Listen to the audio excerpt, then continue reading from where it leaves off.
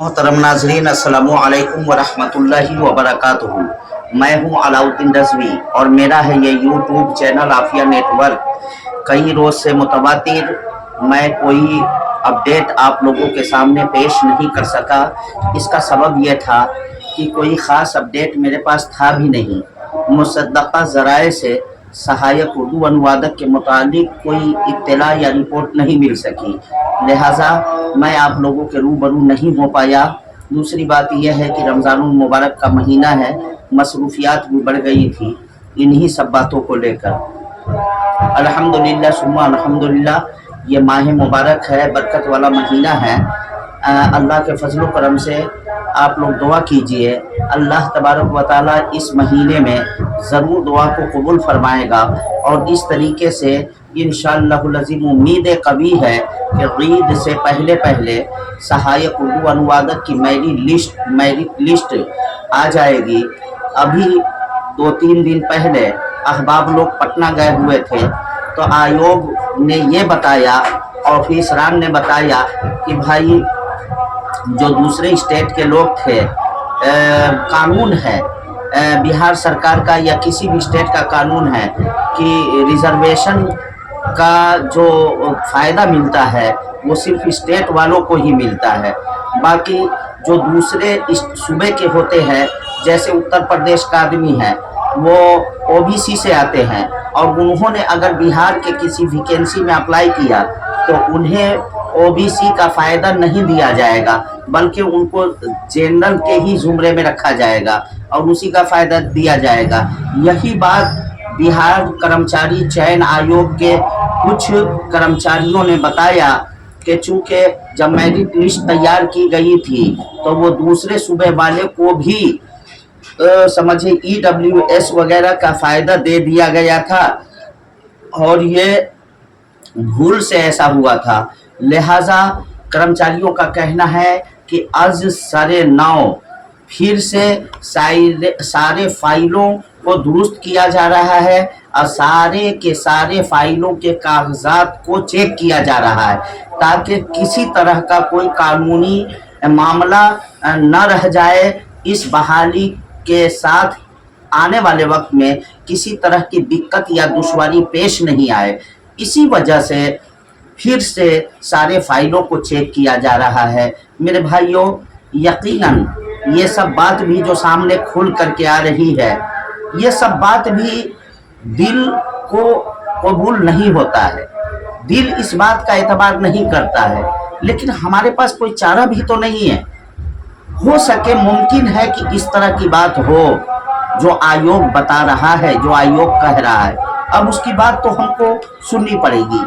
बिहार के सियासी हालात ऐसे नहीं हैं कि हम हाथों में अलम लेकर के बाहर निकलें और अपने हक का मुतालबा जंगी सतह पर करें, ऐसा कर भी नहीं सकते। हालात ऐसे मुसाइद नहीं हैं। लिहाजा यहाँ पहुँच करके मैं यही कहूँगा कि अब हम लोग सब लोग मिलजुल कर हरकत में रहें और इंशाअल्लाहुल अज़ीम आने वाले वक्त में उम्मीद का दामन हाथों से छूटने ना दे। अल्लाह तबारक व तआला ज़रूर कामयाबी अता फरमाएगा। आज हमारे एक अहबाब ने बताया कि वो जनाब MLC खालिद अनवर साहब से गए हुए थे मिलने के लिए, और 3-4 दिन पहले भी खालिद अनवर से लोग गए थे मिलने के लिए। मैंने कारवाने मुआविन उर्दू मुतरजमीन जो हमारा ग्रुप है, व्हाट्सएप ग्रुप है, उसमें मैंने शेयर किया था जनाब खालिद अनवर MLC साहब की तस्वीर भी। और आज भी एक अहबाब ने बताया कि उन्होंने मुलाकात की तो खालिद अनवर साहब ने कहा कि भाई कुछ लोग 2-4 दिन पहले भी आए हुए थे, मैंने आयोग से बात किया है, उन्होंने कहा है कि ईद से पहले पहले सहायक उर्दू अनुवादक वालों की मेरिट लिस्ट तैयार करके और फाइनल तौर से जो है जारी कर दी जाएगी, बहाली का रास्ता हमवार हो जाएगा।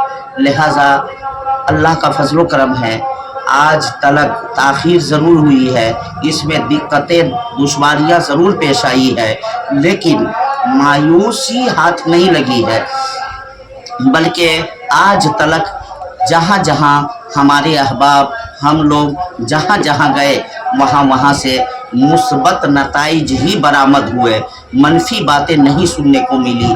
लिहाजा मैं एक बार फिर पूरे सूबा बिहार के मुआविन उर्दू मुतरजमीन के उम्मीदवारों को ये यकीन दहानी करवाता हूँ कि अल्लाह तबारक व ताला कभी बंदे की मेहनत को रायगा नहीं फरमाता।